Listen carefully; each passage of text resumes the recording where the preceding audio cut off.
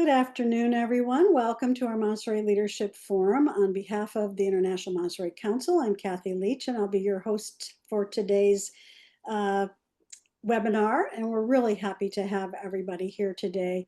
We also have a very special guest with us today.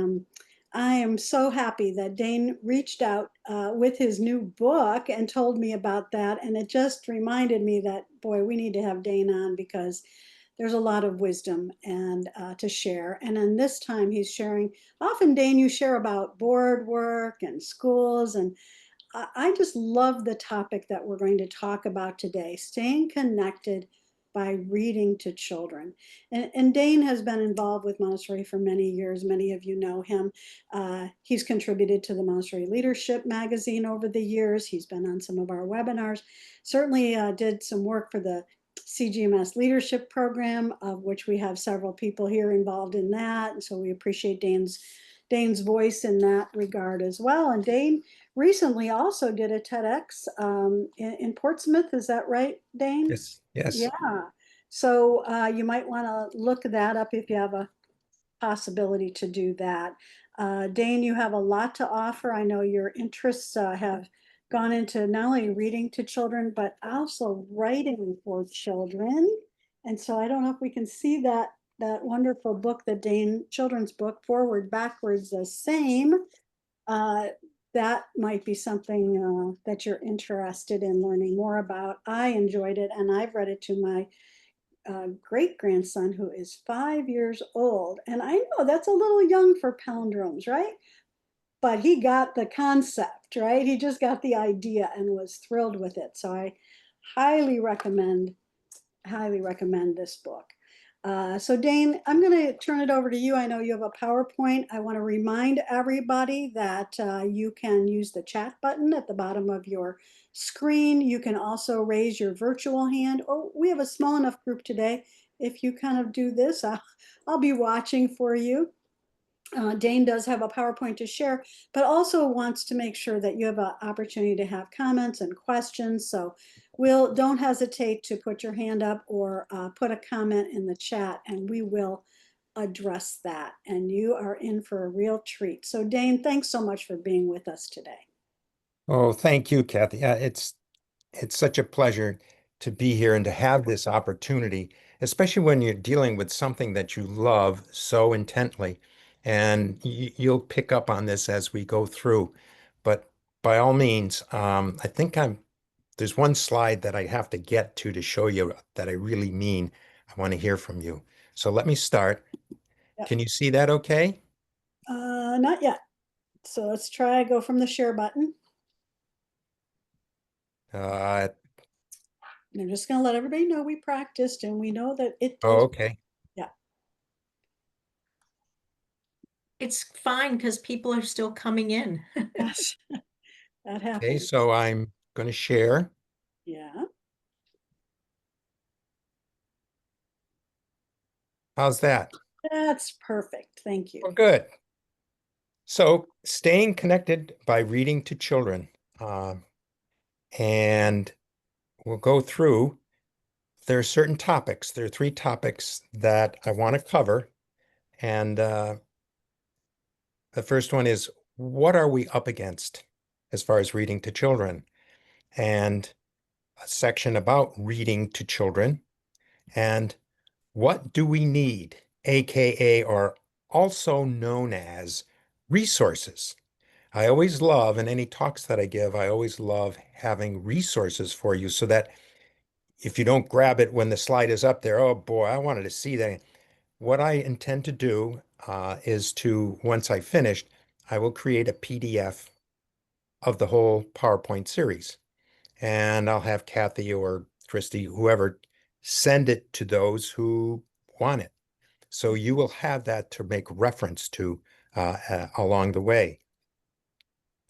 So here's the slide that is so important to me because I want to try to find the right balance for this session, but also about learning in a way that's the best way. So on one side of the scale, you have Dane talking and you have PowerPoint slides.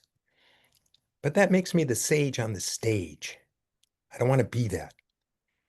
Yeah, see, she says, no, that's not what we want, Dane. The other side, the balance is, what do you need? What is on your mind? And a lot of this, I want to be self-directed by you so that I am addressing what you need and what you are questioning. That puts me as a guide on the side. You don't get much better Montessori than guide on the side. I mean, I've learned that over the years, and it is beautiful. And I get the thumbs up for that. And guess who's in the middle of the triangle down there? Yep, Mm. she's there. She's watching us the whole time. So why did you choose this leadership? Now, we could do, a couple minutes on if you want to raise your hand or if you want to put it in the chat box. Um, but whoever's doing, Tanya, I'd want you to, say some of these things so that I stay focused on some of the things that you need and what you are looking for from this presentation. Uh, One of the big things that is important to me, and because I'm retired, I have that perspective, is having a healthy retirement. And doing this reading that I do has really helped a lot. So twice a week, 9:30 on Tuesday, 9 o'clock on Thursday, I go to, for the first one is a preschool. The second one is preschool PS3, and that's at a Montessori school. And that's where a lot of this all started, was at a Montessori school after I retired because my granddaughters were going to that Montessori school. Thank goodness that my son chose to do that. And but the whole idea is, how do we overcome this social media, artificial intelligence, phones, mobile phones, and all of that stuff that's been thrown at us and the children? So we'll be looking at that along the way. So the first thing is, what are we up against? So Dane, we do have a response from Okay. Colleen Carlson. Thank you, Colleen. She joined today to understand reading to older children and adolescents with engagement. Thank you. And I will be covering that. So I'm not just dealing with preschoolers, because I've gone from preschool up through middle school, basically, when I talk about reading. And I have some resources to share. So thank you for bringing that up. And this is, I don't know how many of you are TED Talk fanatics, but I'm addicted to TED Talk. And I have a spreadsheet that I have my top 100 TED Talks that is in Google Drive, and I will share the link with you eventually, so that it's at the end. I'll show you the link because there's so much to learn. And this particular slide just blew me away when I watched it. Maybe 2 months ago is when I picked up on it. And if you notice down in the lower left there, 13 million views. And Molly Wright, who's the 7-year-old girl from Australia, talks about how important it is to save us, our parents, and the children from the dynamics of technology. And again, this is 13, 14 minutes long, but what she does roughly is she invites the child's father out on the stage, and the father picks up the child, and the whole time Molly's talking, and it's amazing. I mean, how the heck can she do this? She doesn't have any cards or anything, but she's talking as if she's an adult who's been doing this for a long time. And so the father has the child and brings the child off to stage right, and they sit down, and he's going goo goo goo goo with the baby, and then eventually puts the child down, and he pulls out an iPad, and he starts working on the iPad. All of a sudden the child goes berserk, as if to say, hey, what do you think you're doing? I'm your baby, I'm your child. And so Molly's over there just not saying anything. And then eventually he puts the iPad down, picks up his child and they're back to going, "Ooh, coochie, coochie, coochie, coochie, coochie," the same. But how many times does this happen where the technology just, gets in the middle? So that's part of the things, one of the things that we're up against. Here's a particular statistic that I've picked up on PBS about 2 weeks ago, and close to 40% of our children ages 8 to 12 use social media. 40%. And of course, I'm not telling you anything new, but here it is in statistics. Then all of a sudden, we're not just focusing on the child, or we're not going to focus just on the teachers, let's say, but on the parents. But then at the same time, the parents are in 3 or 4 different generations groups. And so how do we manage that? Well, I have this favorite slide of mine, and it's a daughter and her father, and they're speaking in Dutch, but you're going to see the video and you're not going to need any interpretation. So there's these generational differences in terms of how we're behaving as adults and how the children are behaving in response to it. So we've got to keep this in mind all along. Then another example is the pandemic. I have a blog that's about 17 years old, and it's still going. And I'll send you a link I'll post a link to that so you can go there anytime. But here's a link that I did in June of 2020, and it's stories for children and parents. And down below, I'll just read it quickly. It says, "Reading to children has always been a treat for me. And during the pandemic, I have not been able to be with them in the classroom. So I read to my iPhone and passed the links on to the teachers and parents. And here are some of the links down below there of different stories that I've read to children. Fish story, Bafo, the lion roared, socks for supper." So I was going to use then this part of the technology to help in the pandemic tactic. To use technology or not? I mean, do we stop using the technology because of what can happen? And we know especially as teachers and educators, we know what it can do.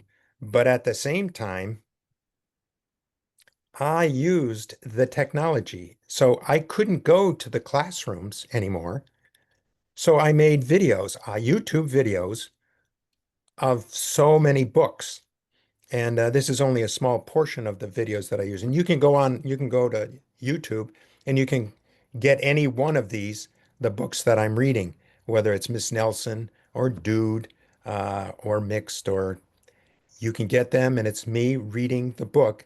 And I sent this to the classrooms that I went to and anyone who wanted this, if it was going to be helpful to them. So here is where I chose to use the technology. Second. Um, Let me stop there. Does anybody have any questions or chat? Nothing yet in the chat. I will look for hands up. Any questions anybody has? Actually, Kathy, we missed Gulsevin added that she's really intrigued by what Dane has to say about reading and telling stories. Telling stories versus reading at all levels. So, and then we're all caught up with the chat. Oh, okay. Well, basically, I'm really focused on reading, but I do tell stories sometime. And here it is. I don't have a book when I'm doing this with the children, and I do this maybe once every third month. And I'll say to them, I'll look at them, I say, "Oh, this eye is just really, it's being really blurry. I gotta wash it, okay?"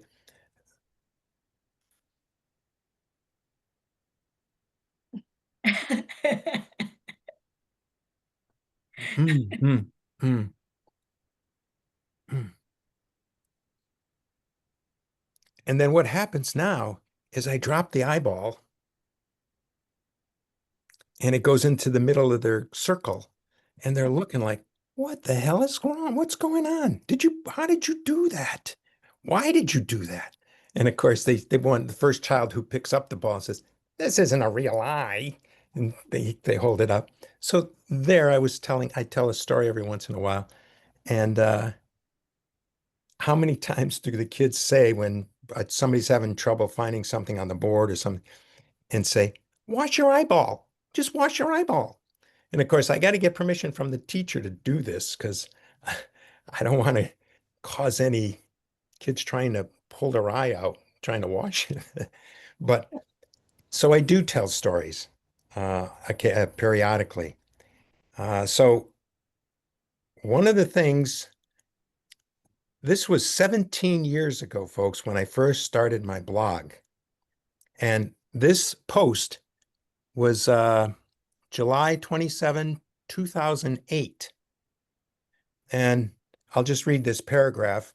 What are the long-term implications of students working from the internet? Do they get as much from reading from the internet as opposed to reading books? I remember growing up in the 1950s and 60s and the big debate about the value of reading comic books. Some would damn the picture magazines as useless. Others said, the kids are reading. What difference does it make what they read so long as they read? But that was 17 years ago. And the technology just, I mean, while the baby's in front of a keyboard, the technology was very different back then, as you notice. Well, today, if you have not read The Anxious Generation, this is a must read. It is fantabulous. This has been on the New York Times bestseller list for over a year. And it's still, I think it was number 4 this past Sunday. And it's just phenomenal. But on my blog, I put that, but I also put a YouTube for the author.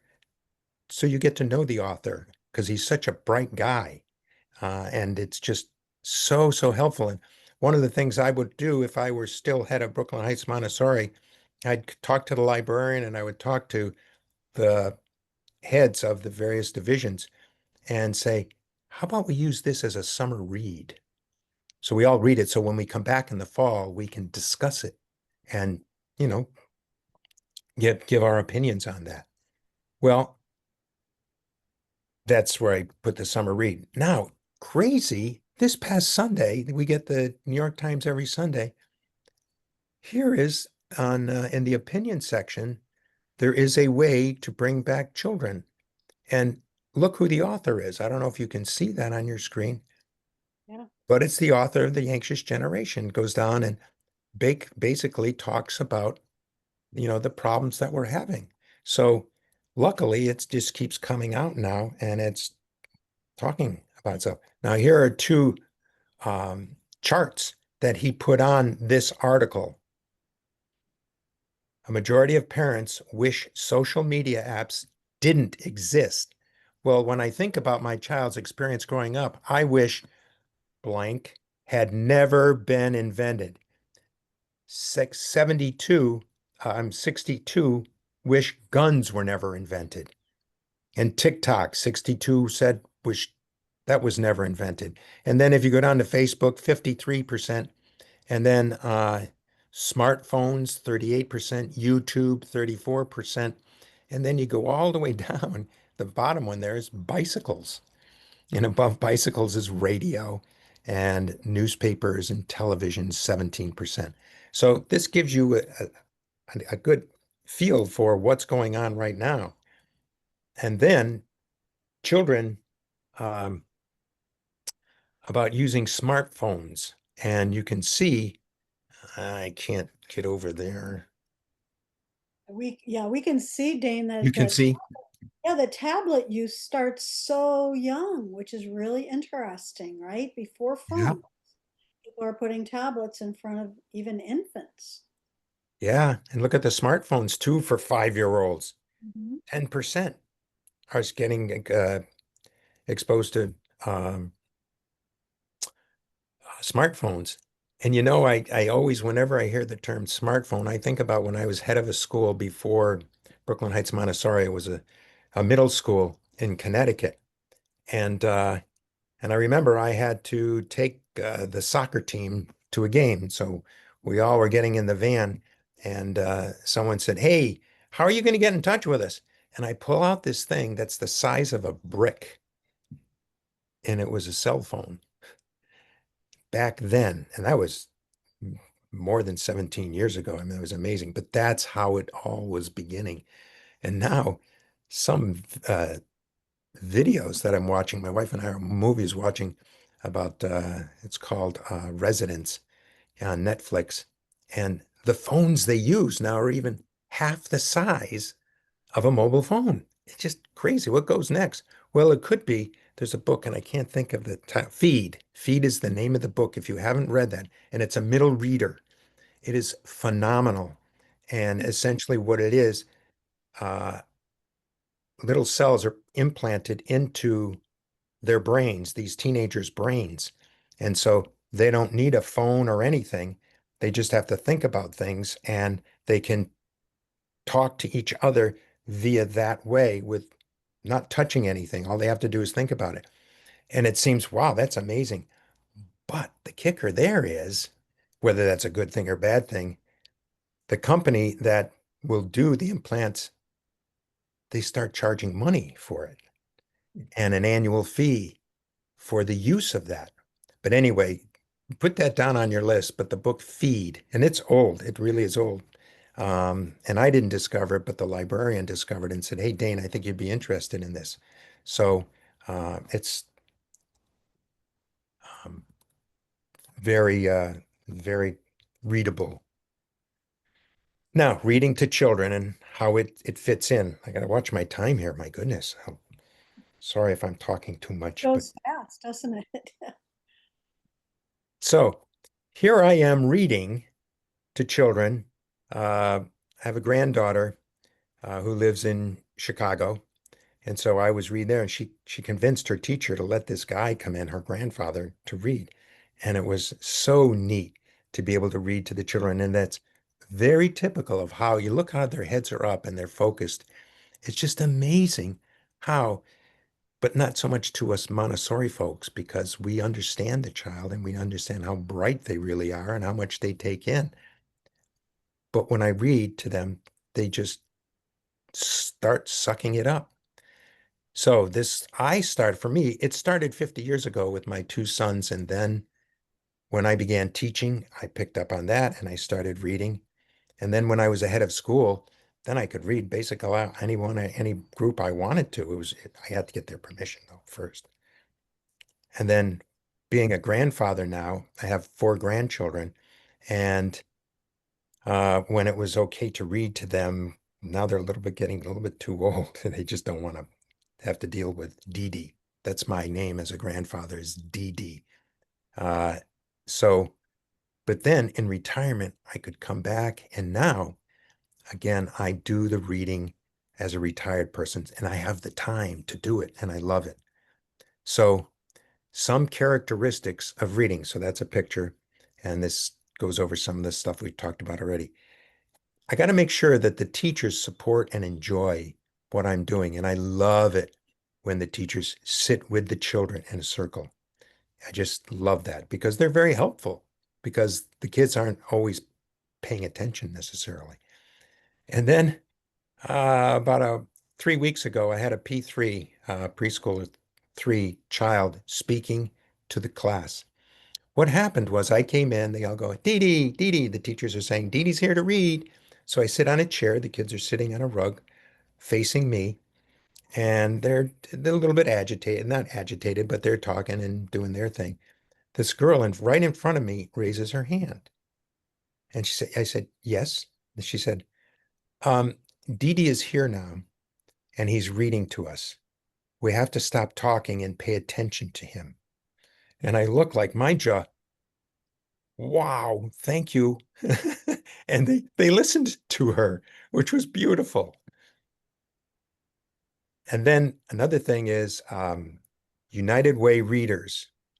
If that's something you're not familiar with, look into it, because when I first moved up here, up to New Hampshire, that was 12 years ago, somebody saw me and said, I said, I like reading to kids. They said, oh, go to United Way. They're down on some road, whatever, and they'll fix you up. And when I got there, I just said, oh my God, this is exactly what I want. They assigned me to a school, a preschool at a school, and the group is called Clownfish. And I've been reading there for the last 10 years. And essentially, this is where it started for me. But this is such a good program, sponsored by United Way. And then along comes in 2020, this is April 2020, and this is from my blog, uh, the COVID pandemic. We've all experienced that. And it has caused our schools to close and forced our children to work home. The Joy of Reading to Children is an earlier post that I did. Anyway, what the hell are we going to do now? My goodness. Obviously, the teachers can still do it. They wear their mask, and the kids, you know what we went through. And one of the things that I did to capture their attention better was by using different voices for the characters in the story. And that really made a difference. And so by sending a video to them, it captured them a little bit more. So here, I'd raise your hand if you've heard of this book, Boffo and the Great Motorcycle Race. And this is a book, it comes up as a favorite for preschoolers. And I'll just give you an example. I'm just going to read 2 small pages, and here it is right here. And these are children sitting at breakfast with their mother. So I would raise, hurry up and drink your milk, children, says mother. Always milk, grumbles William. We're sick of it, says Lucy. Then Uncle Boffo chuckles from his seat by the window. Had it not been for the milk, I would never have won the great motorcycle race. And I'll leave the rest of the story up to you to find out. But again, the children just get so captivated, like, maybe that's the real person, or it puts them closer to the story and what the author has been trying to do. So it's about using different voices. 1 second.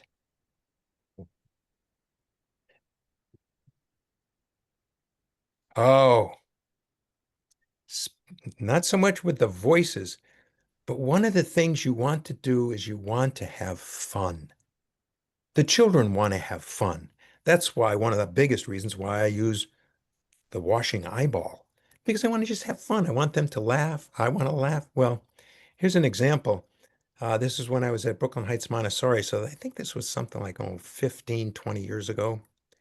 And I was reading. It was this. Did you miss it? She asked. Oh, we certainly did. Where were you?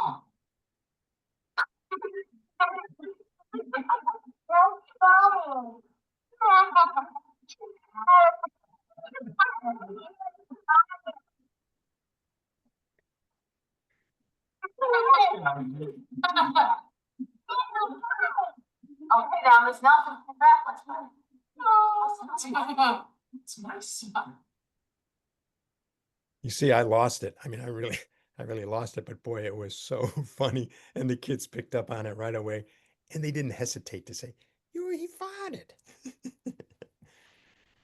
Well, these are suggested books to you for reading. And again, the fact that I'll have a PDF for you, don't worry about writing this all down, because you'll get this in a PDF. There's Boffo. And this book is, I don't know, I can't even remember how old it's, but it's pretty old. And then Fish Story, if you've never read Fish Story. Oh, I want to get out of this pond. It's so bad. And along was walking a cat. Hey, what's the matter there, buddy? And it's the cat who lures the fish out and puts them in a plastic bag. And they're going along, and the Fish doesn't know what's going on, but he's ready to go because he's getting out of the pond. Fish story. And then Goodnight Moon, I'm sure you're all familiar with that one. So good. Now, here's one. I wish we were together, so I would ask the question. Raise your hand if you're familiar with Wild Symphony, written by Dan Brown, the famous author. But what's so beautiful about this book? Each animal on the cover there plays a different instrument, and it goes page by page and talks about that instrument. But the beautiful thing about this is that with that book, when you buy that book, you get a CD, and it has music in it. Music, it's symphonic music, and it's music that Dan Brown wrote. And one of the pictures in the book shows Dan Brown, about 3 years old, playing the piano. But this is just, and the illustrations in the book are beautiful. So give some thought to that. Now, I love a sequence of stories, and the first story I read is The Three Little Pigs, the story of the three little pigs. And then I'll bring this book up right at the same time, at the same day I'm there. And it's the true story of the three little pigs. And the author is A. Wolf. If you haven't read this, it is fantastic. It is so, so good. The true story of the three little pigs. And the kids get so mesmerized by it all and wondering what's going on. And of course, I stop, and if they want to ask questions, they can do that. We can have a discussion. And then the final book, this book you probably are this is probably the most recent one, but Mixed is so good. The author is so brilliant. And when we talk about, if we can, LGBTQ or DEI, so long as it's still in talkable fashion, Mixed is a story about colors, and 3 different colors, yellow, red, and blue. And they live in a town, and they have divided amongst the town up amongst their color. And then all of a sudden they start wrestling with each other like they're not getting along very well. And something happens. And I'm not going to tell you. You have to figure this out. But these are 3 beautiful, beautiful books that I read. Now, what do we need?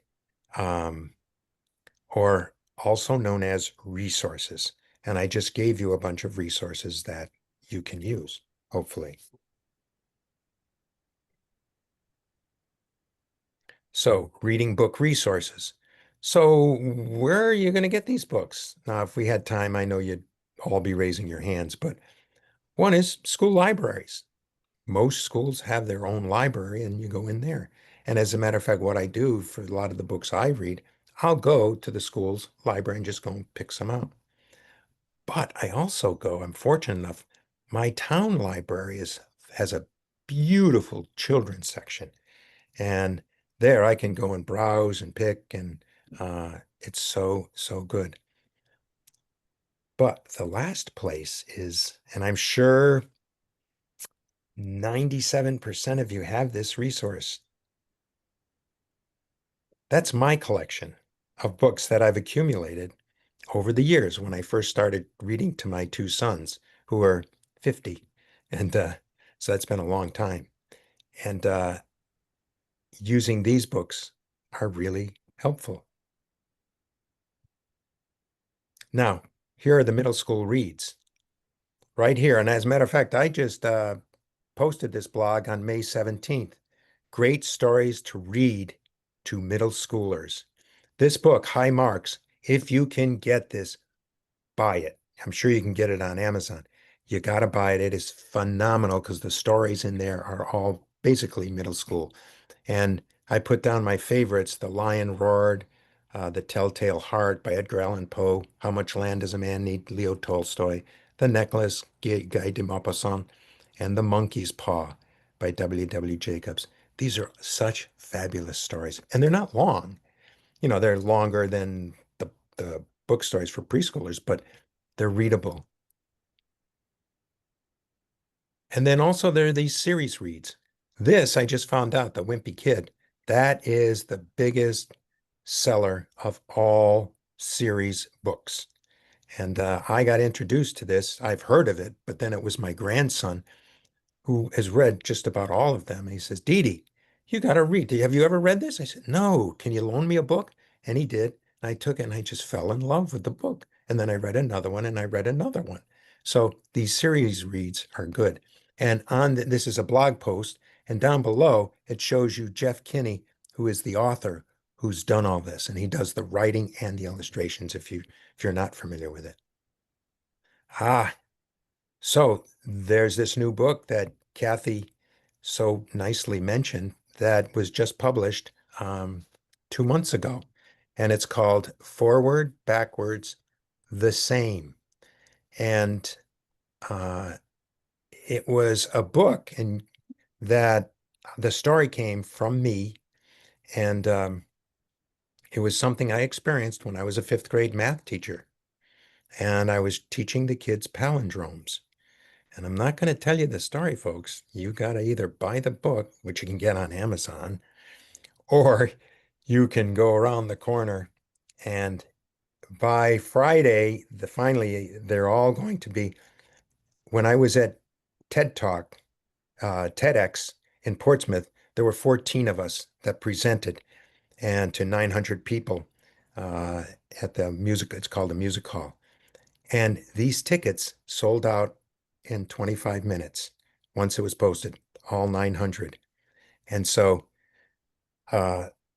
this is something, an experience that was just so lucky because you had to audition, and there were 200 of us that were auditioning to be TEDx speakers.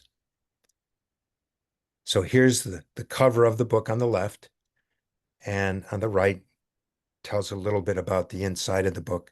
And the man holding the book on the cover, that's Mr. Nolan, and his name is Nolan. And all the other characters in the book, all the children, all have names of palindromes. So this is a book that I wrote, and Karina Taylor did the illustrations, and she was phenomenal. And I met her one of the days I was reading to to my preschoolers on Tuesday, and she was a substitute teacher. And we talked back and forth, and I said, "Oh, what if if I send you a story that I wrote, would you look at it and see if you'd be willing to illustrate it?" She said, "By all means, send it." I did, and next thing, it's 26-page book that's all beautiful, beautiful renditions. So here's TEDx Portsmouth, and you can go to TEDx Portsmouth, and they have their speakers from 25 to 2025 down to, I think, 2021, 22 maybe. And you can click on, say, 2025, and you'll get the 14 people who spoke. And Dane is one of them. And then you'll be able to click on it in there. It'll show the link to my video of reading my book. That's what I did. And here I am on the stage reading the book. It was such a great experience. Fantastic. So, talk about resources. Here's the link to my blog, link to a spreadsheet that are my articles, presentations, and books.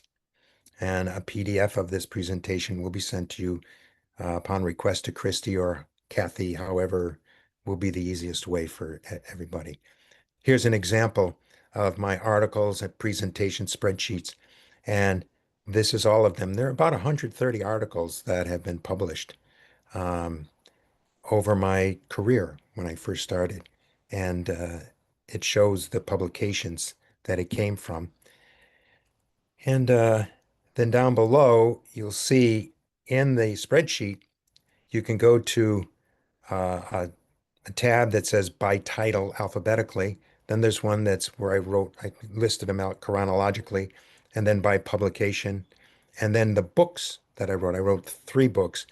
The first 2 had to do with the New York State Association of Independent Schools, where I was on the board and I served on a lot of committees while I was head at Brooklyn Heights Montessori.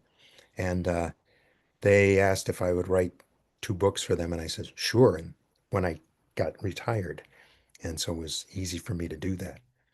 So here's an example of what the TED Talks spreadsheet looks like.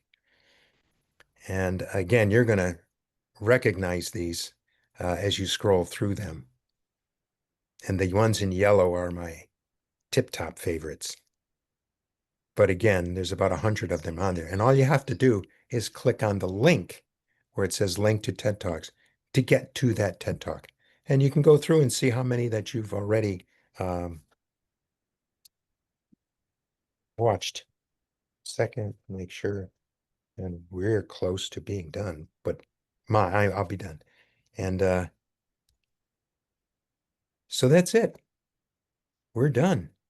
Well, Dane, the thank you and the number of resources are just so generous. I really appreciate that. Let's turn off the screen share and get some final comments from our group. And Yeah, I went ahead and put an email, memberships@imcmontessori.org. If you're interested in the resources, once Dane sends them, Dane, if you could send them to me and copy Christy, then we'll make sure she has them all available to send out to sure. anyone Be has happy to. request for that. Yeah, yeah, we're happy to share. I'm looking forward to getting on, and I do look at your blog periodically, and always appreciate that. But this is a whole new level of things for me to explore. I really appreciate that and love to get anybody's feedback or comments. One of the things that really struck me, Dane, as you started with this talk about technology and kind of what we're up against, you called it. I call it the competition of the noise of today, right? It's how do we compete with the noise of today and have children really have the experience you've shared with us, that reading is fun, that it's a bonding experience, it's a learning experience, it's all of these things when they're used to the bells and whistles and clicking buttons and all of that. Interested in your insight on that. Thank you. Thank you, Kathy. Yeah, and Dane, I want to thank you also so much for encouraging us my area where I spent the most time in my Montessori life was in upper elementary. And parents used to say, I don't know, I encouraged them, and Cassie, I'm going to have you jump into that. Reading out loud was really important. And we had Grandpa Lou who would come in and read to the kids, and they started it was with file cards, but books they had read that they wanted him to read out loud because they really wanted either the book they had read to be shared with all their friends. And we did it a variety of different ways where it was an invitation that they could go listen. Sometimes the invitation turned into kids, kind of like positive peer pressuring. We all have to go and listen to Grandpa Lou. And that was really awesome. And he was with us for many, many years. Um, and then the second thing we did that came from a parent conversation was that we I read series that have been out of print. So one of the series was all the kids knew the story of Wizard of Oz, but they didn't know how we got there to Wizard of Oz. So the first story was written in the I think it was in like 1936 and Huh. 19. And so I read it then for upper elementary students. And I can say that the conversations that came out of reading the series books that they hadn't heard of, but that were common, about language and vocabulary and and did teachers read out loud in the 1930s. That was always so charming to me. So I'm a avid reader, and I just love being around other avid readers. So thank you, Dane. You're welcome. Very welcome. Any other thoughts? Don't be afraid. You're not going to make me feel bad if you say something that's contra to what I'm saying. Karen has her hand up, so go ahead, Karen. I'd love to hear from you. Hi, Dane. Thank you very much for this. One thing that I taught middle school in a Montessori program for many years. And one of the things that we would do is once a week we would go to some land with the middle school kids. And there was a screened porch on the back of a home on the land that we got to use. And we would read aloud. Either I would read aloud or the kids would take turns reading like Education of Little Tree when we were studying Indigenous perspectives. And that was some of the most memorable, calming, loving moments that we'd have together. And I just wanted to connect that to something else because right now I'm working on my dissertation in the Montessori doctoral program. And one of the things that I'm looking at using in research is Indigenous research methods because storytelling is such an important element. It's like a huge aspect, right, of Indigenous culture. And in order to have people feel and understand other people, using storytelling is so much more powerful than just putting numbers, quantitative numbers down or even qualitative descriptions down. And so storytelling is really important in our culture for keeping our souls alive, right? So thank you for doing what you're doing. Thank you. And to go along with what you've said, um, I was at a conference and Brian Stevenson, he's the author of Just Mercy. Uh-huh. And he spoke, and there were 3,000 people in the conference room. And I was lucky enough, I was able to sit in the front row. And he spoke for about an hour and 20 minutes, no notes, nothing. And he talked about different aspects of his book. And when it came time to say thank you, he was ending, the standing ovation wouldn't stop. It just kept going and going and going. But it brought tears to my eyes and it brought tears to his eyes.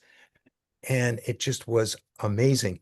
And if you ever get the book Just Mercy, you can just go to the library and get it. Look at page 184.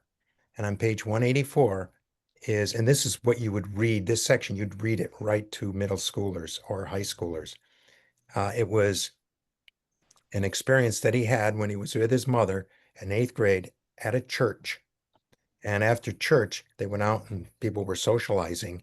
And then all of a sudden, he bumps into a kid that other kids, other middle schoolers were making fun of because he he couldn't speak clearly. And the kids were just ripping him apart. And so he did it too.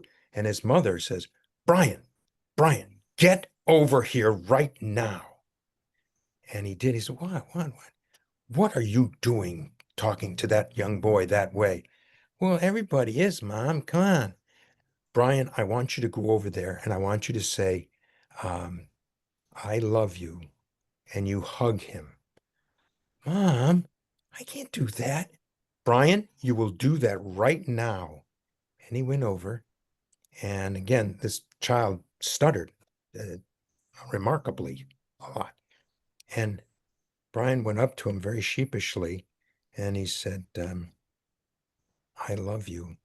And he hugged him. And the boy just said very clearly, I love you too, without any hesitation and without any stuttering. And he used that story. That was one of the stories he told to the whole audience. So give some thought to that. But thank you for sharing that. I just want to confirm that you're onto something. Thank you. Any? Great story, yeah. Miss Kudo, maybe I'm saying your name My name right. is Maksuda. Maksuda, yes. I have come to a little town in India to set up a school and to train the teachers here. And I was really looking forward to setting up a library for them. And thank you so much. Thank you, Dane, for giving us a list of books, which probably I'll be able to include in the library. I had just one question. You see, when we did the course in Montessori, we were told that, we should not include animals speaking in the stories. It's not natural. And, for the very little ones from 3 to 6, where they're still forming their concepts, it's not really nice to have animals talking unless you tell them that, yes, they have their own language and they are speaking in their own language. But we were sort of discouraged from having stories where animals are speaking. What's your take on that? When animals are speaking, did you Yes, say? Yeah, so yes. sometimes there's a controversy in Montessori about, it has to be real, and animals Oh. don't really speak Yeah. English necessarily. Not saying they don't speak, but That's right. what's your take on that, Dane? Well, what you can do if the animal's a dog, you start out by saying, and I'll just tell you what he's saying or what she's saying. And so you're interpreting for that particular animal, but the animal is fine. And if it's a cat, meow, meow, meow, meow, meow. And you stop and you say, here's what she is saying. And you can maybe get around it that way. But Yes, that's one of the nice things is you however your voice comes out when you're imitating a cat or an elephant or a lion, no one's going to say, hey, they don't sound that way. That's the beautiful part about it. You don't have to be a professional animal and noisemaker or speaker. okay. But thanks Thank for that. you. Thank you. Thank you. That was nice. Yes, thank you so much. Very, very nice, Dane. We can tell that you love this. This is certainly one of your passions, and I'm sure the children that get to enjoy you twice a week really appreciate that opportunity. Makes us think, all of us think, how can we bring in people into our schools and have people feel welcome, right? You had to ask permission, of course we do. But those of us who aren't in a school every day anymore, we have to think about this. And those of us who are in a school, how can we help other people feel more comfortable coming in and sharing their love of reading and love of literature with children? I think it's Yeah. beautiful to have some other people. And I have to say, I loved your video of the laughing, of the having fun with the book. I've seen far too many times, and I've coached far too many teachers about how to be light with the reading and how to allow the child to enjoy it. Often I hear, we're reading and it's nobody can say anything and just look here. And, I think that children respond to the reading sometimes out loud and sometimes to each other. And sometimes they might laugh or gasp or ask a question. And so the enforced sort of control and silence is counter to that love and that enjoyment. And so, Yes. and it's a difference, really. You explained it right from the beginning, the difference between the sage on the stage or the guide on the side. Can we read to a group and still be the guide on the side? Allow enough pauses for children to respond, to let them absorb the words and think. When I read, I have to stop sometimes and think about what I just read. And Right. are we allowing that to take place? So you've brought so many things back to mind here today. Oh, thank you. Yeah, Lisa has a question or a comment. A comment, thinking about what you were just saying. I mean, there are some kids that if sitting still is the expectation, which, there's always some movement that can be distracting. But if their focus is keeping their body where, within a space and not allowing any movement, or some kids impulsively, if their focus is on controlling their body, their focus isn't on the story, it's certainly not, they're not enjoying it. So I think it's that balance of respecting the child and allowing them to get what they can out of it and respecting others and their enjoyment of it. But I think the focus should be on the language and on the understanding and on the comprehension, on the enjoyment and shared experience. Lisa, you bring up a good point. And in both classes that I read to, I'm very thankful that I have their teachers are so good, and they know how to, because every child is different on each day, and a child comes in and is just there's no way she or he can sit still. So the teachers, take them out, and not in not in a nasty way, like, you will stop that right now, and just drag the child. They see that the child's having a tough time for whatever reason. And of course, the children who want to hear the story or they're looking and they say, oh, okay, I see what's going on here. I better stop talking and whatever. So that is a very good point. Very good point. Mhm. Final comment from Cassie. Go ahead, Cassie. Hi, Dane. I just sent I'm an instructional guide for the leadership and CGMS. I just sent one of my students back to watch some of your videos for governance. So you keep on giving. So thank you so much. But I Oh. just wanted to say and we know this, but how important it is to make sure that we're supporting families in creating a culture of reading in their homes. And so one of the things that our school did is we put together kind of reading libraries for them, because some of our families, we were in a charter school, low income charter school, and they didn't have a wealth of money to have books in their home. So they could borrow books, a box of books from school so they could have it in their household, so they could really support reading at home as well. So I think that's really important, is to figure out some ways to support family reading. Mhm. Mhm. Good point. Yes. Yeah, great. Well, Dane, as I said to you earlier, we could sit and chat all day. You have so much to offer, and we're really appreciative of your time and your sharing of what's happening in your world of reading. And we get to sort of re-inspire our own love of reading with children. And the takeaway is, don't give up. It's okay. It's okay that they like the technology and the bells and whistles and all of that, and we can still read real books to children and enjoy them together. So, Oh, and also it just popped into my head that Tomorrow's Child, and I think it's the fall issue in September, there will be a review of my book. And it was a head of a Montessori school. She's the head of a Montessori school. And then also for nearby is a guy by the name of Rob Keyes. He's an author. I can't remember the title of his book, but he's been in Montessori schools for a long, long time. And he wrote a review of it in Montessori Life. And coincidentally, I was able to get him to do that because I was the one who wrote a review of his book 6 years ago when his book first came out.